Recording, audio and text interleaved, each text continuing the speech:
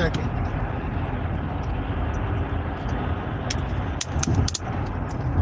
What's going on, everybody? This is Chris Classic dropping the car vlog. Hope you guys are having a wonderful and a blessed day. Hopefully you guys gave thanks and reverence to our Lord and Savior Jesus Christ, or some call Yahweh, some call the Messiah. You know, if not, you can always do it today. You know, it don't always have to be a certain day just because it's on the calendar. You know, it's supposed to do it like every day. It's supposed to change you inside and out. It's supposed to be a new creature. But nobody tells you God loves you, Christ loves you, and I love you as well. Make sure you subscribe to the Taking On Podcast, where I talk about professional wrestling topics. And I put up my matches as classic out for a wrestler of 14 years. You can look at a playlist of all my matches that I have had or have access to. So watch those matches. So like, not only do I speak about it, I am a part of this business as a wrestler and also a promoter and booker. So I'm also asking you guys to subscribe to C3 Ultimate Wrestling. That is me and my wife's professional wrestling company. With everything going on, we just gonna keep on moving. May 23rd, the show called 20. It's our 20th show. Dyer, Indiana, Harold's private venue. Tickets are on sale now. They are $5 off on Eventbrite, but they'll be $5 more at the door. Bars. I wanted to speak about two things. I wanted to speak about what Lil Yachty said about people upset that he's going to WrestleMania. Because I made a video a couple days ago about celebrities' involvement with WrestleMania and stuff. And then I also wanted to talk about Jade Cargill, because she was on Joe Budden's podcast and she referred to AEW as her NXT, her developmental. So I want to speak about both of those things. First thing. Now, I've said a couple days ago, I was like, you know, WWE does run into a thing where they do rely on celebrities to either get more views or try to get some more traffic into WrestleMania and stuff like that. And I said that for the most part, it's not the celebrity's fault. It's not the artist or the athlete's fault or whatever like that. They're asking these people to appear. And maybe they are asking, but even if they are asking, WWE has said, okay, sure. Now, Little Yachty, if you guys have been watching those expensive PLEs, he's had a lot of them. He's showing his PSP, he's showing custom belts, he's showing custom gears with his people and stuff like that. And I do think and believe that he is an avid WWE fan. Just because he's a popular artist and stuff like that, it doesn't take away from the fact that he could be an avid fan of wrestling. And I think he is.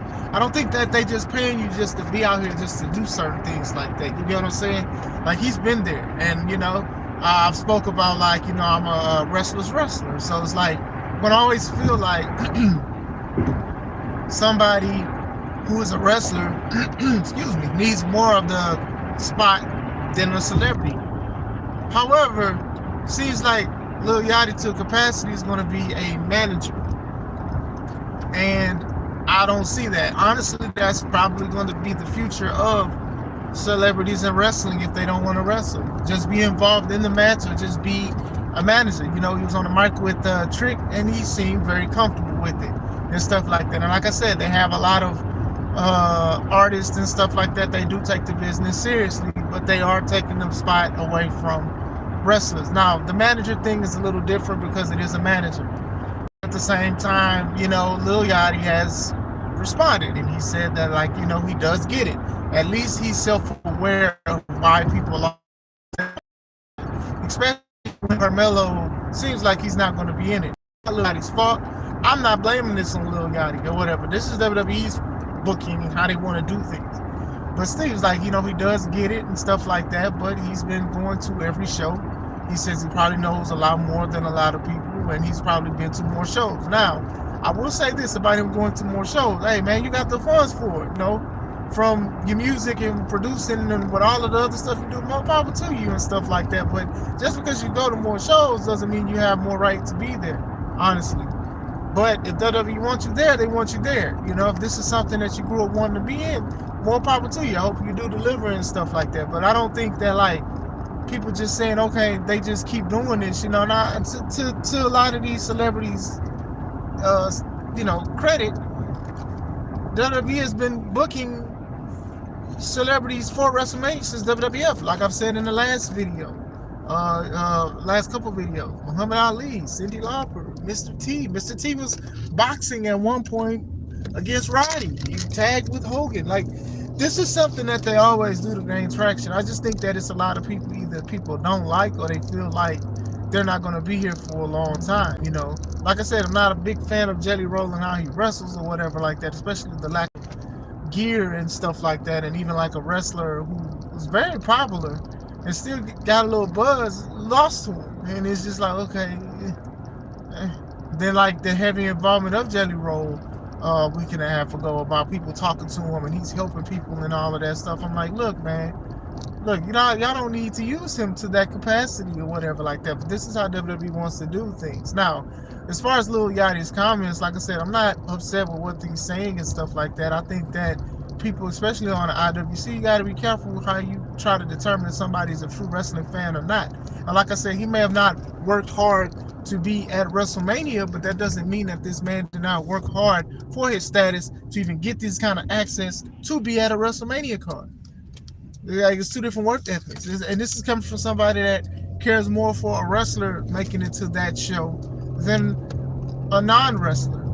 But still, a manager is a little different. I mean, Paul Heyman's a wrestling manager, but he's getting involved in matches sometimes, and sometimes he does not. But his spot as a manager doesn't take away from another wrestler's spot unless he's involved in the match to a wrestling capacity. So, more power to Lil Yachty. I mean, at least like he acknowledged it, because he didn't have to. He could have just did whatever he wanted to do and stuff like that. But at least he acknowledges, he knows that some people are going to feel a certain way about him basically being at WrestleMania and stuff like that. Like I said, they relying on stuff. I mean, the Pat McAfee thing, I just think that it's just a lot of stuff that's going on with WWE is leaving a bad taste in people's mouth. Like, I think, like, Pat McAfee basically being in the opening segment and talking about this, about the Attitude Era and all of this other stuff, and so random that Randy would call him and need him to help him take care of some business, and then you end it with the celebrity, that's in the ring with Trick when he's holding up Sammy's U.S. belt that should belong to Carmelo Hayes. Of course, what's going on, Animal Fan? Of course, that's going to make people upset. And also dealing with Jelly Roll, the Jelly Roll show the previous week, that's going to make people feel a certain way. Like, especially when you're trying to have Pat McAfee like lean on people, the Attitude Era fans. I'm like, listen, man. For people that talk about they want some of the best wrestling did not happen in the Attitude Era. The best characters happened and stuff like that. Stone Cold Steve Austin is considered one of the greatest wrestlers of all time, but he diluted his moveset from being Stunning Steve and stuff like that. And Steve, like he was just stomping people, doing middle fingers and giving stunners, and then a couple elbow drops off the second rope. Like, he wasn't out there just doing technical stuff as a bald-head, redneck SOB that people love. And I'm not taking that away from Stone Cold Steve Austin, but still, it's just one of those things. I'm actually on the way to work, but thanks for asking. Make sure you subscribe. So still, with that being said, it is what it is. I don't think we need anybody to try to tease that the Attitude Era is back. I know that AEW, for the most part, tries to do certain things that are not even just Attitude Era-esque, but like hardcore ECW-esque. And it works for the people that want to see it, if that makes sense. Real quick, Jade Cargill was on the Joe Budden podcast, and she talked about, like, basically she didn't go to developmental. She went straight to the big league. She went straight to WWE.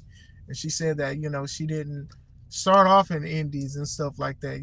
She just went straight into wrestling. And she was saying that, like, AEW basically was her NXT. Now, we all know that NXT is developmental for WWE, and sometimes they have put on better matches and better stories than Raw and SmackDown combined. But it is developmental.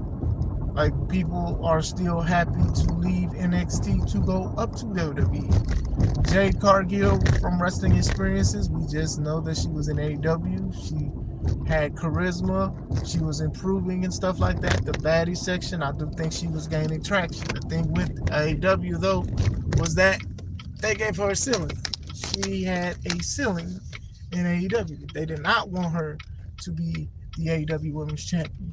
This lady had a strong reign as one of the longest reigning women's champion.